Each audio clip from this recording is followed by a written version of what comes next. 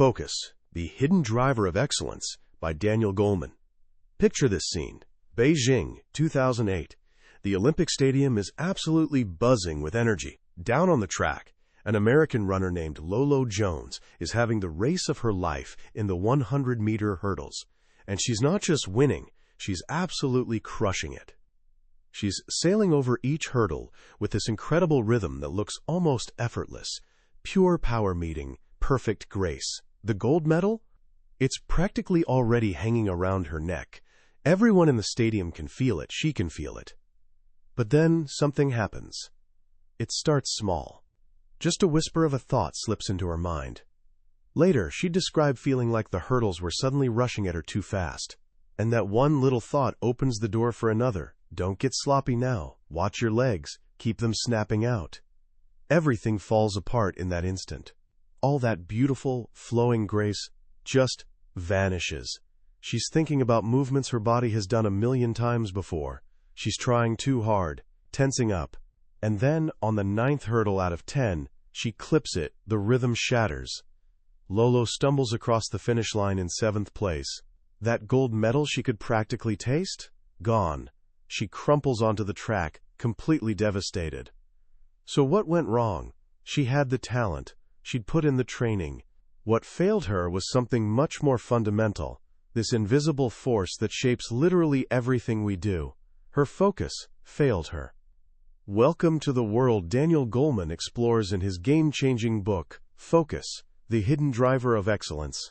You might know Goleman from his bestseller Emotional Intelligence, where he laid out the essential skills for success.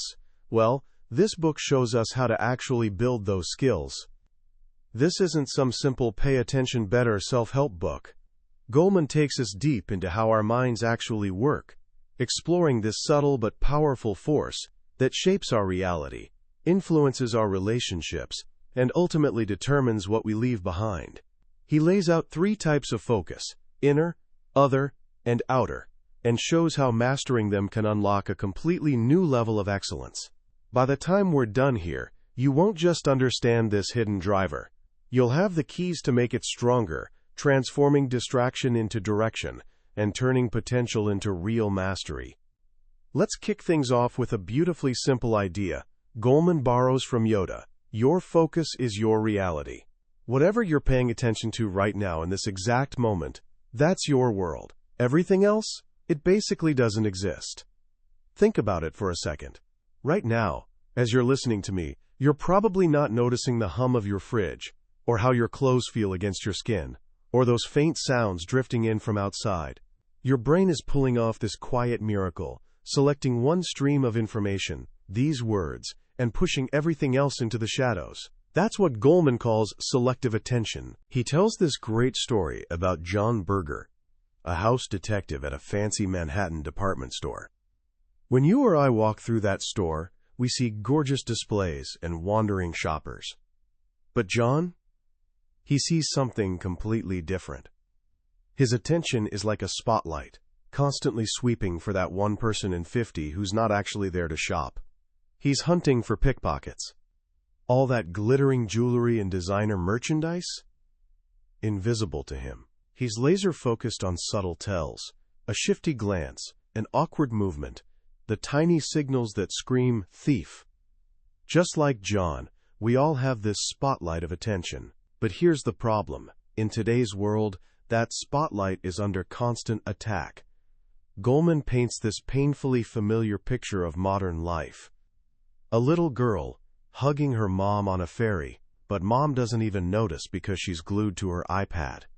A van full of sorority sisters, each one locked into their phone, sitting in complete silence. We've all witnessed this. We've all been that person. The cruel irony of our super-connected age is that we're paying more attention to our devices and less to the actual humans right in front of us. The result? What Goleman calls an impoverishment of attention. Our ability to have real conversations, to pick up on facial cues, to simply be present with another person, it's withering away. And it's not just wrecking our relationships, it's damaging our ability to think, learn, and create. Goleman shares this story from an 8th grade teacher who'd been assigning the classic book mythology for years. Her students always loved it. Then, a few years back, everything changed. Suddenly, students were complaining it was too hard, the sentences too complicated. She wondered if their minds, now trained on short text bursts and social media snippets, were losing the capacity for deep reading, that sustained concentration you need to really sink into complex ideas. So why is this happening?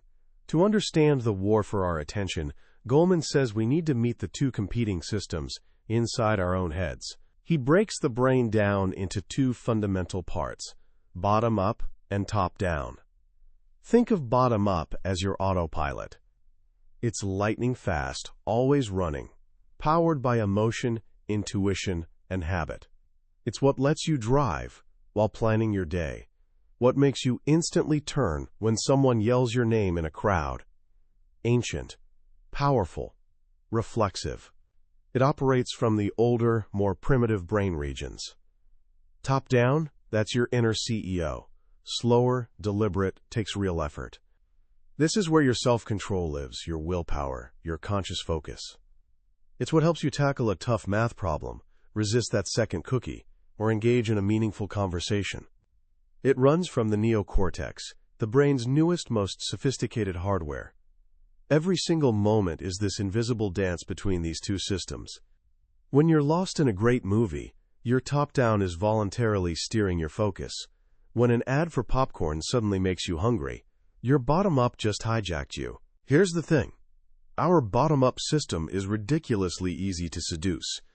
It's wired for survival and instant gratification, running from predators and towards sweet, calorie-rich food. In our modern world, advertisers and app designers have become absolute masters at gaming this system. They use emotional triggers, surprise, and promises of quick rewards to grab our focus, whether we want them to or not. That's why you feel this almost overwhelming urge to check your phone when it buzzes, even mid-conversation. Your bottom-up brain is screaming, "Danger! Opportunity! Check now!" while your top-down brain weakly protests, "This is actually kind of rude." Lolo Jones's story perfectly captures this conflict. For most of her race, she was running on beautifully trained autopilot. Her body knew exactly what to do. But when that tiny thought about getting sloppy crept in, her top-down CEO brain took over. It started micromanaging a process that was already working perfectly. And in that crucial moment, the interference destroyed everything. Goleman explains this is the universal recipe for screwing up, whether you're an Olympic athlete, a surgeon, or just trying to relax. The moment you start consciously thinking about something you've already mastered, you invite interference from top-down and performance tanks. That's why elite athletes talk about being in the zone. It's pure flow, where bottom-up is running the show and that analytical top-down mind finally shuts up. So if top-down focus can sabotage us and bottom-up is so easily distracted, how do we find balance? This brings us to the heart of Goleman's message, the leader's triple focus. To live a life of excellence, fulfillment, and real impact, he argues we need to master three distinct types of focus. First up, inner focus. This is your foundation. Self-awareness. The ability to turn that spotlight inward, to understand your own thoughts, feelings, and values. Without inner focus, you're basically rudderless, easily swayed by impulses and other people's opinions. George Lucas is the perfect example of someone guided by this inner rudder. After his first hit movie got butchered by studio interference, he faced a choice with Star Wars. The studio offered standard financing but wanted creative control. Every savvy Hollywood person told him to take the deal. But his gut said no. His artistic integrity mattered more. He risked everything, putting his own money in, nearly went broke. But he followed that gut feeling and created one of the most successful franchises ever. Inner focus isn't just about big decisions. It's the key to self-control. Goleman revisits that legendary study you've probably heard about, the marshmallow test. A researcher brings a 4-year-old into a room, puts a marshmallow in front of them, and says, "You can eat this now," or, "If you wait until I come back, you get 2." Some kids devoured it instantly. Others managed to wait the full, agonizing 15 minutes. How? The secret was what Goleman calls the strategic allocation of attention. The kids who succeeded didn't just stare at the marshmallow and try resisting. That's a losing battle. Instead, they distracted themselves, covered their eyes, sang songs, played pretend. They used their top-down executive focus to redirect attention away from that tempting, bottom-up lure. Decades later, researchers tracked these kids down. The results? Mind-blowing. The children who'd waited for that second marshmallow had higher test scores, more career success, better health, greater happiness. Their ability to manage their inner world, to control that fundamental battle between impulse and intention, had literally charted the course of their entire lives. Self-control isn't just a nice virtue, it's destiny. This brings us to the second type, other focus. Empathy. The ability to shine your spotlight on other people, to understand their world from the inside. Goleman breaks empathy into 3 distinct skills.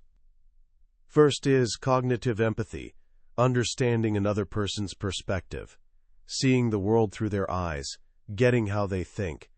This is what great negotiators and managers do, communicate ideas in ways that actually land.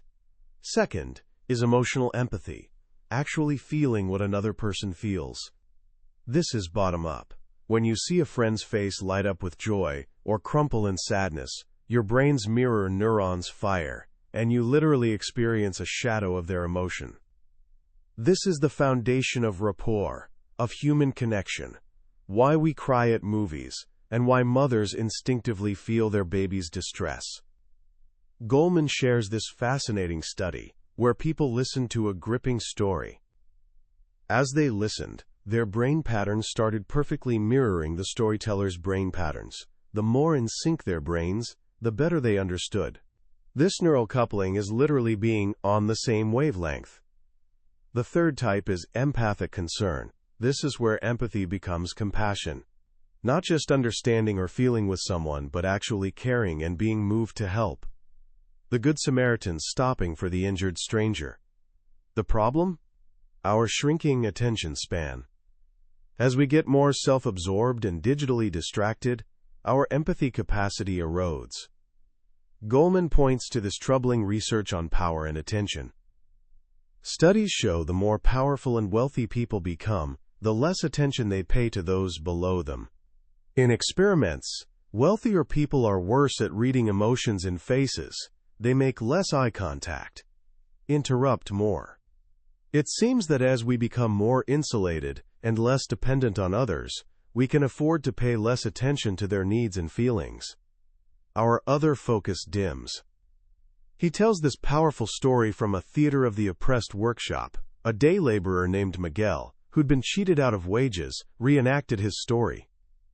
Then a well-meaning woman from the audience jumped in to play his part, acting out how she'd have reasoned with the employer and demanded fairness. But for Miguel, an undocumented immigrant, that was pure fantasy. Seeing his own powerlessness reflected through someone with privilege made him weep. Maybe for the first time, he felt how truly invisible he was. The powerful often have a massive empathy blind spot for the reality of the powerless.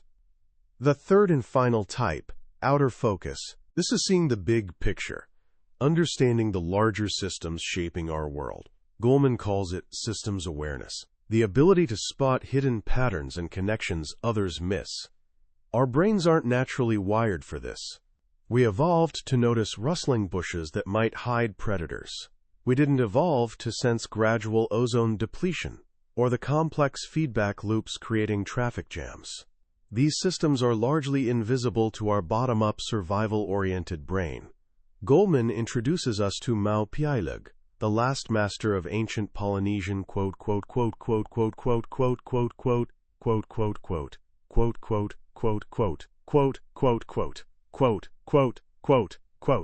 Mao could navigate a canoe across thousands of miles of open ocean, from one tiny island to another, using only natural knowledge. He reads stars, ocean swells, bird flight patterns, water temperature like they were GPS. He held this incredibly complex mental model of the entire Pacific Ocean system in his head. His outer focus was almost superhuman. But most of us? We suffer from what Goleman calls system blindness. We see events but miss the underlying structures causing them. We blame traffic on other drivers, not flawed highway design and urban sprawl. This blindness becomes dangerous with what experts call super wicked problems, like climate change. It's odorless, tasteless, invisible.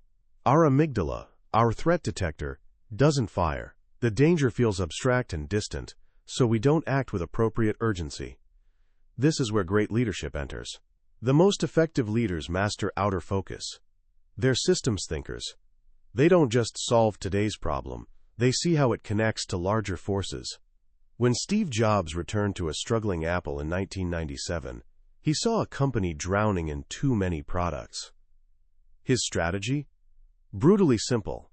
Focus. He cut the product line to just 4 items. He saw the larger system of what customers actually wanted, simplicity and elegance, and directed the entire organization's attention there. In contrast, the leaders at Research in Motion, makers of BlackBerry, were brilliant at their craft. They'd perfected their system of secure emails and long battery life.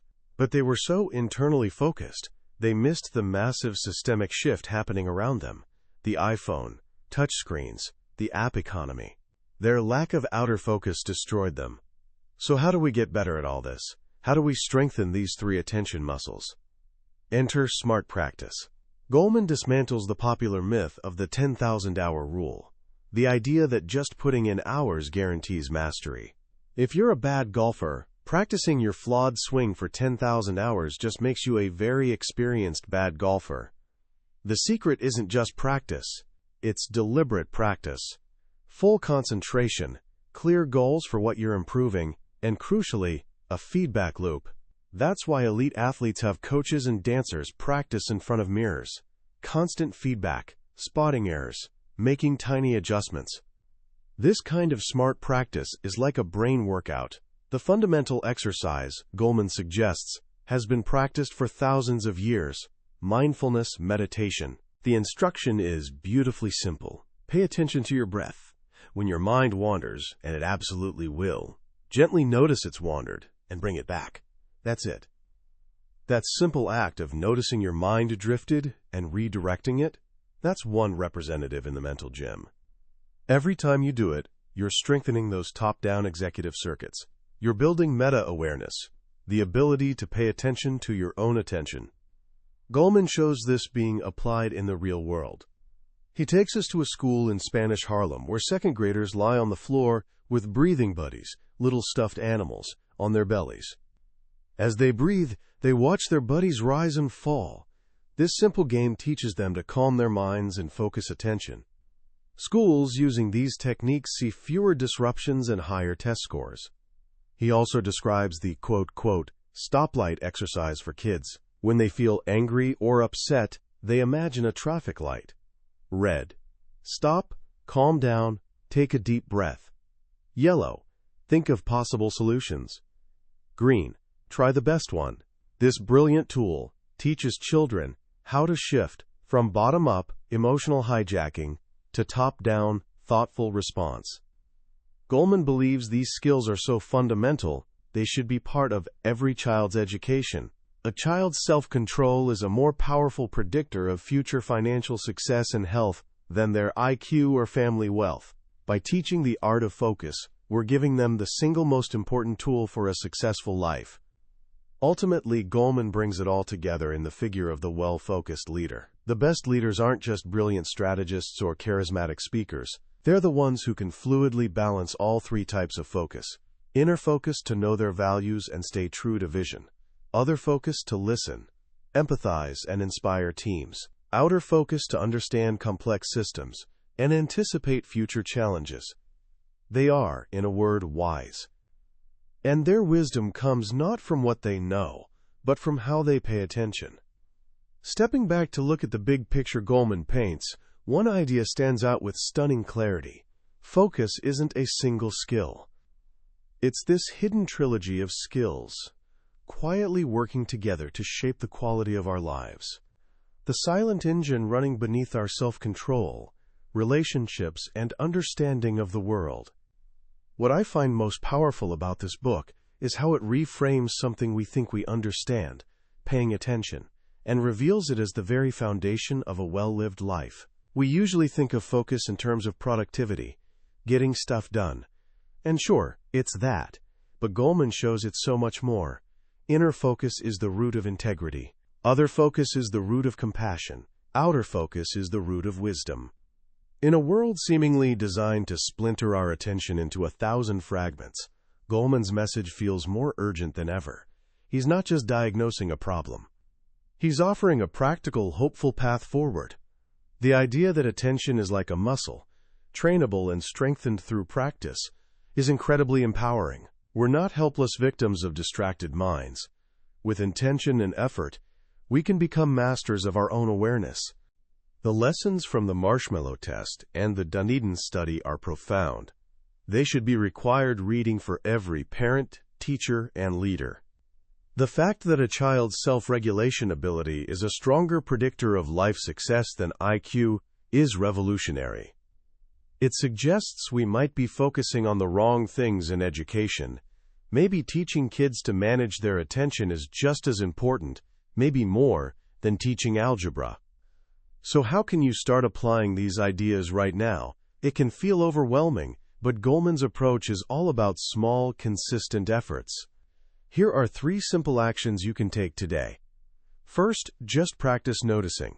The first step in strengthening focus is simply becoming aware when you've lost it. As you go through your day, try catching your mind when it wanders. When you're supposed to be reading but actually thinking about weekend plans, just make a gentle mental note, wandering. That's it, no judgment. That simple act of meta-awareness is the first and most important representative in your mental workout.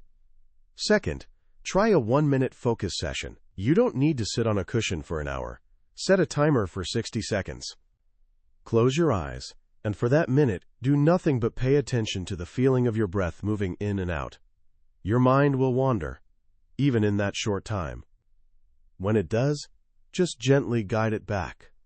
This tiny practice, done once daily, will start strengthening those crucial top-down neural circuits.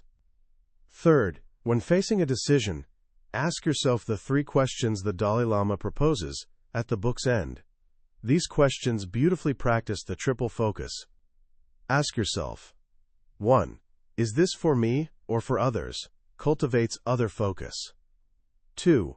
Is it for the benefit of the few or the many? Cultivates outer focus. 3. Is it for now or for the future? Cultivates long-term outer focus. These questions shift your perspective from narrow and self-centered to wider, wiser, and more compassionate.